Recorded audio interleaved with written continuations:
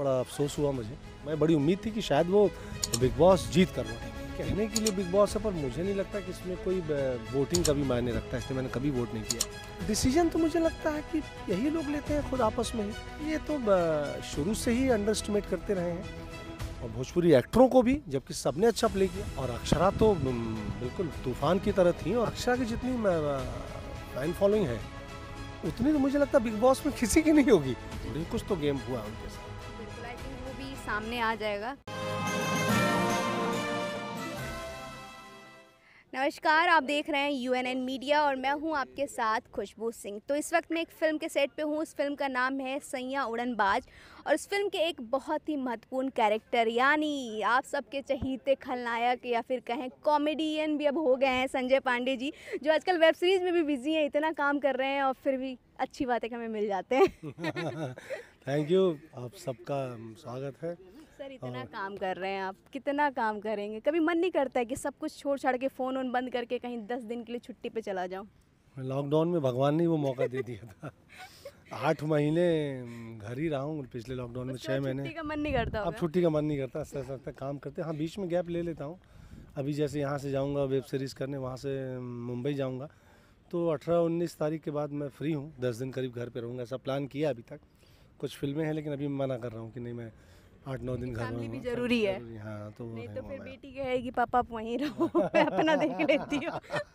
हाँ, बेटी को अभी बहुत मिस करता हूँ, तो अभी जाऊँगा तो कुछ दिन घर पे रहूँगा साथ में। कभी ऐसा नहीं होता कि वो लोग ऑन सेट आए आपके साथ हमेशा घूमे, क्योंकि बुलाता आप हूँ। ट्रैवलिंग करते रहते हैं? नहीं, अच्छा। मैं बुलाता हूँ, अभी नहीं बुला पा रहा हूँ क्योंकि ये सब लोकेशन जहाँ शूट कर रहा हूँ उनकी देखी हुई है। लखनऊ उनको बुला चुका हूँ ऑलरेडी मैं एक फ़िल्म के सेट पे, हैदराबाद, दिल्ली और आपके यहाँ पनवेल, राजपीपला, बहुत सारी ऐसी जगह हैं जहाँ फैमिली को मैं लेकर जाता हूँ और बुला लेता हूँ, और वो लोग पूरा एंजॉय करते हैं। मगर यूपी में ऐसी कोई लोकेशन नहीं मिली जो घूमने लायक हो, तो इसलिए नहीं बुला पा रहा हूँ उनको मैं भी। और फिर कोरोना का भी प्रॉब्लम है थोड़ा तो फॉलो अप करना हाँ, पड़ेगा। हाँ। खैर, लखनऊ में कुछ घुमाया उनको कि नहीं? लखनऊ घुमाया, लखनऊ में सब, लखनऊ वो दबंग सरकार फिल्म की शूटिंग में वो आए थे, और करीब 3 दिन रहे हैं और पूरा घूमे वो लोग। हाँ। क्या बात है। खैर, अब वापस आ जाते हैं, वो हमारी पर्सनल बातें नहीं। तो फिल्म पे आते हैं। फिल्म में अपने कैरेक्टर के बारे में बताइए। मैं एक इसमें पॉजिटिव दबंग किरदार है, मतलब दबंग सिर्फ विलन ही नहीं होता है, दबंग तो पॉजिटिव किरदार भी होते हैं। तो ये बहुत भवानी सिंह नाम है इस किरदार का, और इसकी 2 बेटियां हैं, दोनों हीरोइन है फिल्म की, जिनसे ऑब्वियसली हीरो को प्यार होता है, और बेटियों को ये बहुत प्यार करता है, और बेटियों की प्यार के आगे वो नतमस्तक हो जाता है, और मतलब इसका रिश्ता कहीं और तय करता है अपनी पसंद के घर में, लेकिन बेटियों को कोई और पसंद आता है ऑब्वियसली हीरो, पर वो उसके लिए बेटियों को प्रताड़ित नहीं करता है, अपने ख़ानदान इज़्ज़त की मर्यादा की दुहाई नहीं देता है, वो एक्सेप्ट कर लेता है बेटी की खुशी, कि बेटी की जहाँ खुशी है मैं उसी में खुश हूँ। क्या बात है, बहुत ही पॉजिटिव फादर के कैरेक्टर में। लेकिन एक चीज़ मैं हमेशा नोटिस करती हूँ सर, आप चाहे जो कैरेक्टर करो, आपके ड्रेसिंग बड़े एकदम धांसू होते हैं। लास्ट टाइम जब मिले तो एकदम प्रॉपर वाइट शूट, प्रॉपर था पैंट एंड शर्ट, आज भी एकदम, मतलब एक तो है विलन के यही फ़ायदा है, एकदम चकाचक वाले वेल मेंटेन ड्रेस मिलते हैं। हाँ, विलन के कपड़ों पे थोड़ा ध्यान दिया जाता है, विलन के घर पे ध्यान दिया जाता है। देखिए वो घर मेरा दिखाया गया है, इतना खूबसूरत घर है वो, मतलब उसका क्या व्यू आता है। इसके पहले इस वक्त खासकर अभी जितनी फिल्में मैं शूट कर रहा हूँ, मेरे घर बड़े आलीशान दिखाए जा रहे हैं, तो विलन पे ध्यान दिया जाता है। और एक बहुत पहले एक बात कही थी एक फिल्म के सेट पे कुणाल सिंह जी ने, कि विलन बेवजह कभी नहीं आता फिल्म में, विलन जब आता है तो कहानी को एक मोड़ देता है, स्पीड देता है, और किसी न किसी घटना को जन्म देने के लिए विलन कहानी में आता है, विलन कभी बेवजह नहीं आता। तो विलन के बहुत सारे फायदे होते हैं, बहुत सारे, मतलब अगर कहानी में ट्विस्ट चाहिए, कहानी इंटरेस्टिंग तभी बनती है जब एक विलन हो। सिर्फ हीरो आएगा, लड़की पिटाएगा, शादी कर लेगा, मज़ा नहीं आएगा जब तक बाप वाला एंगल नहीं आएगा, या फिर हीरोइन का कोई और मजनू नहीं आएगा, तब तक मज़ा नहीं आने वाला है। खल ना हो तो नायक का कोई मतलब नहीं है, तो नायक के मार्ग में विघ्न उत्पन्न करने के लिए, खल पैदा करने के लिए ही खलनायक होता है, और खलनायक जब आता है तो फिर एक रोमांच आता है, ऑडियंस भी एक्साइटेड हो जाती है कि अब कुछ होने वाला है। अब कुछ होने वाला है, ये विलन के आने से ही लगता है लोगों को। और हमारा खलनायक बहुत रईस है। हाँ, वो ऐसे इतने सारे घर हैं मेरे, मतलब मैं तो सोच रहा हूँ मेरे उत्तर प्रदेश में कितने घर हो गए, और सारे घर ऐसे हैं कि मतलब मैं पूरा गांव लाके बसा दूँ अपना। अगर आप एक ब्लॉग या एक अपना अलग से इंस्टा अकाउंट शुरू करें कि मेरा घर, तो बहुत सारे घर आ मतलब जाएंगे। लगभग 100 घर तो मैं ऐसे दिखा सकता हूँ जो बहुत आलीशान है, बड़े खूबसूरत, बड़े बड़े, मतलब जिनको देख के मुझे लगता है ओह, मतलब इस बारे में मैं थैंक्स बोलूँगा डायरेक्टर प्रोड्यूसर को, जो ढूंढ के ढूंढ ढूंढ के लाते हैं मेरा घर, तो अच्छा लगता है। हीरो के लिए ना ढूंढ ढूंढ के हीरोइन आती हैं और विलेंस के लिए ढूंढ ढूंढ के घर आते हैं। हाँ, ये सही बोला कि हमारे लिए घर ढूंढने जाते कि नहीं यार ये विलन का घर छोटा लगेगा, ये जच नहीं रहा, बड़ा घर देखो। अब यही घर जो मैं, इतना बड़ा घर है, इसके पहले भी जो मैं फिल्म कर रहा था फतेहपुर में और मुंगेर में और सोनभद्र में, वहाँ भी जो फिल्मों थी उसमें मेरे घर बड़े खूबसूरत दिखाए गए थे। क्या बात है। खैर अब आते हैं थोड़ा सा इंडस्ट्री पे भी नहीं, क्योंकि अक्सर हम मिलते हैं तो इंडस्ट्री में जो भी होता है उस पर जम के हम चर्चा करते हैं। और आप जाहिर सी बात है आपका बिजी शेड्यूल है, आप बिग बॉस नहीं देख पाते होंगे, लेकिन क्या उससे जुड़े हुए हैं, मतलब अपडेट्स तो लेते होंगे। अक्षरा सिंह के बारे में पता है कि वो एलिमिनेट हो गई हैं? हाँ, उनका पता चला, बड़ा अफसोस हुआ मुझे। जब वो गई थी तो मुझे बड़ी खुशी थी, बड़ा एक्साइटमेंट था कि मुझे लग रहा था कि गुरु अब गई है सही दावेदार बिग बॉस में। अब धाकड़ और सही दावेदार जो भोजपुरी को प्रॉपर रिप्रेजेंट करेंगी और जो हमारी बात लोगों तक पहुंचाएंगे। और मेरे ख्याल से जो कुछ मैंने क्लिपिंग्स देखी इंस्टाग्राम पे, तो मुझे लगा कि उन्होंने भोजपुरी को लेकर अपनी बात कही और बहुत अच्छे तरीके से कही। तो मैं बड़ी उम्मीद थी कि शायद वो बिग बॉस जीत कर लौटेंगी, मुझे ऐसी पर्सनली ऐसी उम्मीद थी मुझे। लेकिन बड़ा अफसोस हुआ, एलिमिनेट हो गई जब देखा तो मुझे समझ में नहीं आया कि क्यों। अक्षरा सिंह बाहर आ गई हैं और उन्होंने करण जौहर पे जाहिर सी बात है, आपको पता है कि इंडस्ट्री में जब से सुशांत जी का मामला हुआ है, सुशांत सिंह का, तब से एक वर्ड काफ़ी वायरल हुआ है, नेपोटिज्म। तो उनका और उनकी टीम का आरोप है कि वो पार्शियलिटी करते हैं। कुछ वहाँ पे हैं, जैसे शिल्पा शेट्टी की एक बहन आई हुई है समिता शेट्टी, और एक 2-3 नामचीन बॉलीवुड के सिंगर हैं जो पर्सनली बाहर से करण जौहर को जानते हैं, और उनका इल्ज़ाम है कि करण जौहर उनको प्रमोट कर रहे हैं। ऐसा देखिए, बेवजह तो कोई बात होती नहीं है। अगर आग है तभी धुआं है। और चूँकि मैं बहुत टेक्निकली बिग बॉस के बारे में नहीं जानता हूँ, बट मुझे इतना सा पता है कि हम अगर अपने घर पे भी कोई छोटा सा आयोजन करवाते हैं तो हमारी ही चलती है उसमें। कहने के लिए बिग बॉस है, पर मुझे नहीं लगता कि इसमें कोई वोटिंग का भी मायने रखता है, इसलिए मैंने कभी वोट नहीं किया, क्योंकि मुझे नहीं लगता है कि वोटिंग से कुछ फ़र्क पड़ता है। ये शायद ये लोग हैं और ना इसकी कोई ऐसी ट्रांसपेरेंसी है कि जो ये बताएं कि ये देखिए यहाँ से ये वोट आया, वहाँ से आया, ये आया, वो आया। ये सिर्फ बोलते हैं कि इतने इनको बचाइए, और उसमें भी शायद ये एक बहुत पैसों का मैटर है कि लोग उसको डाउनलोड करें फिर उसको मैसेज करें। पर डिसीजन तो मुझे लगता है कि यही लोग लेते हैं खुद आपस में ही। और भोजपुरी को ये तो शुरू से ही अंडर एस्टिमेट करते रहे हैं, और भोजपुरी एक्टरों को भी, जबकि सबने अच्छा प्ले किया। रवि जी गए थे, बहुत शानदार खेले थे, मनोज जी भी, और आपके दिनेश जी को तो गोल्डन हार्ट का अवार्ड दिया गया था वहाँ पर उनको। खेसारी जी भी बहुत साइलेंटली खेल रहे थे, और अक्षरा तो बिल्कुल तूफान की तरह थी। और मैं पर्सनली बोलूँ, मुझे बहुत उम्मीद थी अक्षरा से, और मेरे को दिल से लगा था कि गुरु अब इन्होंने सही बंदी को बुलाया है, वो बताएगी अब इनको कि कैसे खेला जाता है। और वो बहुत बहुत प्यारा खेल रही थी। तो अगर वो कह रही हैं, उन्होंने महसूस किया होगा, तो मुझे लगता है कि वो झूठ नहीं बोल रही हैं, वो सच बोल रही हैं। कुछ तो गेम हुआ है उनके साथ। बिल्कुल, आई थिंक वो भी सामने आ जाएगा। खैर, वो बहुत बड़ी कंपनी हो सकता है उस चीज़ को कवर अप भी कर लेगी। और चलिए इसको यहीं पे करते हैं। मैं और भी जानना चाहूँगी कि इंडस्ट्री में अब जो हमारे नामचीन सुपरस्टार्स हैं, जैसे पवन जी की बात करें, खेसारी लाल जी की बात करें, अब इन्होंने हिंदी सॉन्ग की तरफ रुख कर लिया है। कल पवन जी का हिंदी सॉन्ग आया, करंट नाम था उसका, आपने सुना? एक बात और मैं कहूँ अक्षरा को लेके कि अक्षरा की जितनी फैन फॉलोइंग है उतनी तो मुझे लगता है बिग बॉस में किसी की नहीं होगी जी। ये चीज़ें मैंने भी नोटिस इतने फॉलोअर्स होने के बाद कोई एलिमिनेट कैसे हो सकता है? जिसके करोड़ों में फॉलोअर्स हैं, भोजपुरी बोलने वाले इतने हैं, भोजपुरी देखने वाले इतने हैं, और सारे लोग जानते हैं कि अक्षरा सिंह कौन है। उसके बाद आप उसको कैसे निकाल सकते हैं भाई? मतलब आपने अपनी चीज़ों का, अपने पावर का और अपने गणित लगाया आपने अपना और उनको किया। पर मुझे उम्मीद है और मैं रिक्वेस्ट करूंगा कि बिग बॉस में उन्हें दोबारा वापस लिया जाए। आई थिंक आप सही बोल रहे हैं। जो समिता सेठी हैं, जिनको हमें लग रहा है, ऐसा दिख रहा है, उनके भी फॉलोअर 1 मिलियन है, और वहीं पे अगर अक्षरा जी की बात की जाए तो 3.3 या 4 मिलियन है। She is very good singer, very good actress, और बात करने की शैली, एक अंदाज, बोलने का अंदाज, मतलब वो पूरे बिहार को रिप्रेजेंट करती हैं उस तरीके से। और कुछ क्लिपिंग्स गाली नहीं दिया उन्होंने, एक सिंगल गाली नहीं दिया पूरे उसमें। पूरे मैंने जो क्लिपिंग्स देखी उसमें क्या प्यारा बोला है, मतलब क्या दबंगई से, और सॉफ्ट भी रखा है चीज़ों को। और मुझे लगता है कि जिस तरीके से खेलना चाहिए, मुझे तो ऐसा लग रहा था जैसे वो प्रॉपर ट्रेंड होके बिग बॉस में गई हैं, प्रॉपर खेल रही थी वो। और नहीं, गलत तो है, उनको निकालना गलत है। बिग बॉस से रिक्वेस्ट है कि प्लीज़ आप यूपी बिहार बहुत बड़ा एक एरिया है जो बिग बॉस देखता है, तो अगर आपको उनके दर्शकों की ज़रा भी परवाह है तो अक्षरा सिंह को वापस लाएं। बिल्कुल। और आई थिंक आपको पता नहीं होगा, ट्रेंड कर रहा है ट्विटर पे जब हुई थी कि no Akshara no Bigg Boss, पूरे इंडिया में ट्विटर पे ट्रेंड कर रहा है। कल करण जौहर ट्रेंड कर रहे थे, मैंने क्लिक किया कि भाई करण जौहर क्यों ट्रेंड कर रहे हैं, देन पता चला wrong eviction Akshara Singh back. मतलब करण जौहर को लोग ट्रॉल कर रहे हैं बिकॉज ऑफ क्योंकि उन्होंने अक्षरा सिंह को निकाला।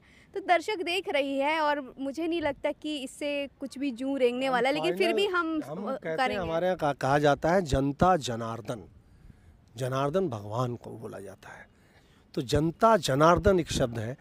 तो मेरी रिक्वेस्ट है कि जनता जनार्दन से पंगा न लें। अगर जनता चाह रही है बॉस, तो जनार्दन चाह रहे हैं, तो अच्छा होगा कि जनता की नहीं तो जनार्दन की मर्जी को समझो और उन्हें वापस बुला लो, वरना पता नहीं, दर्शक तो वैसे ही कम हो जाएंगे। और बहुत बहुत अफसोस है मुझे इस बात का। खैर देखते हैं, कुछ तो भरपाई वो लोग करेंगे ही करेंगे, definitely जिस तरह से करेंगे, करेंगे। definitely अब आते हैं सॉन्ग्स पे। आपने पवन सिंह का ये हिंदी सॉन्ग सुना जिसके बोल हैं करंट? करंट नहीं सुना, वो बारिश वाला सुना था मैंने। ओके, वही सेम पायल देव जी के साथ ही ये करंट है। कल रिलीज़ हुआ, आते ही ट्रेंडिंग में है। और आज खेसारी जी का भी एक हिंदी सॉन्ग आया। और ये मुझे लग रहा है इनके हिंदी गाने बहुत पसंद भी किए जा रहे हैं, बहुत ज़्यादा बहुत पसंद किए जा रहे हैं। और मुझे लगता है ये हमारे खेसारी जी और पवन जी ने, इन लोगों ने एक बहुत अच्छी शुरुआत की है, क्योंकि हिंदी और भोजपुरी मौसेरी बहनें हैं। तो जो दर्शक भोजपुरी वाले हैं वो हिंदी भी बोलते हैं, हिंदी ही बोलते हैं। और हिंदी कोई ऐसी लैंग्वेज नहीं, हिंदी एक बोली है।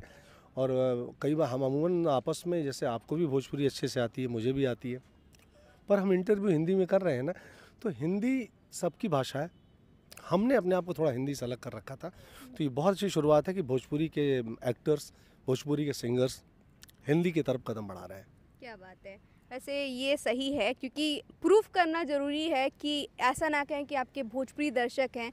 प्रूफ करना ज़रूरी है कि हम जहाँ भी जाएंगे वहाँ हिट रहेंगे और हम ट्रेंडिंग में आएंगे। और मुझे लगता है कि अभी हम बात कर रहे हैं तब तक शायद खेसारी जी का भी गाना ट्रेंडिंग में आ गया होगा, क्योंकि खेसारी जी ने बहुत सैड सॉन्ग गाए हैं, लेकिन हुआ ना कि ये सैड सॉन्ग थोड़ा सा इमोशनल है। आप फ्री होइएगा तो देखिएगा, क्योंकि इसमें होता है ना एंड में दोनों मर गए, थोड़ा सा होता है दर्द भरा स्टोरी टाइप में है। तो वो है, आपको अगर आपने कभी लाइफ में, जाहिर सी बात है आपने किया है, तो होता है ना अपने किसी का याद दिलाता है। उस गाने के बाद मैं इतना कहूँगी, आप अपनी भाभी जी को फ़ोन करेंगे कहीं कैसी है। सो इतना अच्छा गाना है, आप ज़रूर सुनिए। इतना बोल रही हो खुशबू, तो मैं ज़रूर देखूंगा इस गाने को। पवन जी का गाना भी देखूंगा, पवन जी का बारिश वाला मन आप, मुझे लगता है पवन जी का आपको नहीं मजा आएगा, आपकी बेटी जब सुनेगी ना तो वो थोड़ा झूमेगी। अगर होता है पार्टी टाइप सॉन्ग, एकदम तेज म्यूजिक नहीं सुनेंगे तब तक किक नहीं मिलेगा, उस टाइप का है। और आपका जो अंदाज है थोड़ा सा एकदम साइलेंट वाला गाना, थोड़ा सुकून वाला। हाँ, तो इस तरह पवन जी का जो गाना है ना वो पार्टी वाला सॉन्ग है, लेकिन जब तक फुल वॉल्यूम नहीं होगा ना मज़ा ना आई। ओके तो हाँ, मैं ब्लूटूथ में सुनूंगा स्पीकर पे उसको। और खेसारी जी वाला भी आपने इतना बोल रही है तो मेरे को डेफिनेटली मैं सुनूंगा। वैसे मैं तो जानता हूँ इनके साथ बहुत काम किया है, कि ये जितने अच्छे एक्टर हैं उतने अच्छे सिंगर भी हैं दोनों लोग। क्या बात है। इस फिल्म के बारे में बात हो गई, इसके बारे में बात हो गई। मैं अब चाहूँगी कि अंत में हमारे दर्शकों को बताएं कि आपके आने वाले प्रोजेक्ट्स कौन कौन से हैं। पहले तो मैं एक वेब सीरीज़ कर रहा हूँ नेटफ्लिक्स की, मेरे लिए बहुत बढ़िया एक अपॉर्चुनिटी है। और फिल्में मेरी, जैसे ये फिल्म बन रही है गबरू, रिलीज़ है रेडी के लिए, दिनेश जी की फिल्म। दिनेश जी के साथ ही फिल्म है आए हम बाराती बारात लेके, कल्लू की दुल्हनिया। सर आए हम बाराती वाला आपका गेटअप, मैं तो आपकी गेटअप की दीवानी हूँ सच में। वो सरदार जी, मैं एक साल से उस गेटअप को छिपा के रखा था मैंने, क्योंकि मैं विदाउट परमिशन डायरेक्टर और प्रोड्यूसर के मैं कोई गेटअप सोशल मीडिया पे नहीं शेयर करता हूँ। उन लोगों ने कहा था गेटअप मत डालिएगा। जब फिल्म का टीज़र आ गया, ट्रेलर आ गया, तब मैंने गेटअप डाला। और मुझे भी लगता है कि अगर मैं अपने वॉल से ये गेटअप नहीं डालता अपना लुक, तो कोई मुझे पहचान नहीं सकता था कि ये सरदार जी कौन है। और हाँ, वो प्रॉपर प्योर पंजाबी लग रहा है। हाँ, वो मतलब विशाल वर्मा डायरेक्टर की जिद थी। पहले उन लोगों ने शायद किसी पंजाब से ही कोई एक्टर लिया था, लेकिन वो कुछ बात जमी नहीं, डेट आउट की प्रॉब्लम हुई। फिर मुझे लास्ट में ऑफ़र किया और मैं बिल्कुल तुरंत एग्री हो गया, क्योंकि मेरे लिए भी एक चैलेंजिंग था। और वो सरदार भोजपुरी भी बोलता है और वो सरदार पंजाबी भी बोलता है, दोनों। घर में वो अपनी बीवी से भोजपुरी में बात करता है, माँ से पंजाबी में बात करता है वो। तो मेरे लिए थोड़ा अच्छा था, बड़ा चैलेंजिंग टाइप का किरदार था वो। पंजाबी बोलना सीख लिया? हाँ, वहाँ चूँकि मेरा जो छोटा भाई बना था एक्टर, वो पंजाब से है, ओके। वो रियल सरदार। तो वो उसका, हालांकि मैं उस एक्सेंट को नहीं पकड़ पाया उतना, बट उससे मैं पूछ लेता था, कुछ मुझे पूछना होता था कि भाई इसको कैसे कि थोड़ा बताओ बोल के, तो वो बताता था, तो मैं कोशिश करता था। और डबिंग में बहुत मेहनत की मैंने, विशाल वर्मा डायरेक्टर खुद बैठे हुए थे, और एक बहुत खूबसूरत फिल्म निकल कर आई है आए हम बाराती। मतलब कहते हैं ना कि एक तो बोलते हैं कि लाइफ कभी होता नहीं कि छोटी नहीं होती है, सीखनी चाहिए, लेकिन ये फिल्में देखिए आपको कौन कौन सी भाषा सिखाती है। हाँ, मैंने तो फिल्मों में भी जैसे कर रहा हूँ, तो पंजाबी तो पहली बार बोल रहा हूँ। जैसे नाटक में मैं एक बार तेलुगु हिंदी नाटक किया था, हम मतलब चेन्नई में थे, तो वहाँ एक हम नाटक हिंदी में कर रहे थे। एक मेरी वाइफ बनी थी, वो तमिलनाडु की थी, तो उन्होंने मेरे डायरेक्टर ने कहा कि इनसे आप संजय ये तो हिंदी नहीं बोल पाएंगे यार, थोड़ी सी तमिल तुम ही सीख लो। तो फिर मैंने उसमें कुछ चंक तमिल का भी बोला था, जो डायलॉग मुझे अभी तक याद है। क्या है वो सर? वो अपनी पत्नी से कहता है कि इंगेवा कामाची इंगेवा इन्ने की ना टी कुड़ी के माटे रोटी चटनी बड़ा साफ रहे। नहीं समझ में आया?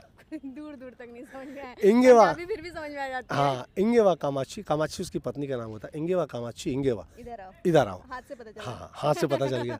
इन्ने की ना टी कुड़ी के माटे रोटी चटनी बड़ा साफ रहे। मतलब आज मैं इन्ने की ना टी कुड़ी के माटे, मतलब आज मैं चाय नहीं पीऊँगा, रोटी चटनी और साफ रहे, मतलब रोटी चटनी खाऊंगा। और ये मैंने सीखा, ये मैंने रोमन में लिखवाया। और चूंकि वहाँ सब लोग तेलुगु ही बोलते थे, तमिल ही बोलते थे, तो हमको बड़ी दिक्कत होती थी चेन्नई में। तो हम करते थे, हम बड़ा एक लाइफ का अलग किस्सा है वो भी, कि हम कम्युनिकेट कैसे करते थे। हमारी अम्मा थी जो रसोई में खाना बनाती थी, वो नागपुर की थी, वो हिंदी भी जानती थी, वो तमिल भी तेलुगु भी जानती थी। तो हम उनसे बोलते थे, अम्मा इन लोगों से बोलो ना ऐसा ऐसा। तो मेरे को जब चेन्नई घूमना था तो अम्मा को लेकर गया साथ में, वरना मैं तो कुछ नहीं खरीद पाता सामान वामान। तो वो भाषा बोली, और मुझे आज तक याद है। और जब हमने नाटक किया तो मेरे ही डायलॉग पे ताली बजी थी, क्योंकि ऑडियंस को यही डायलॉग समझ में आया था बस। ओह क्या बात है सर।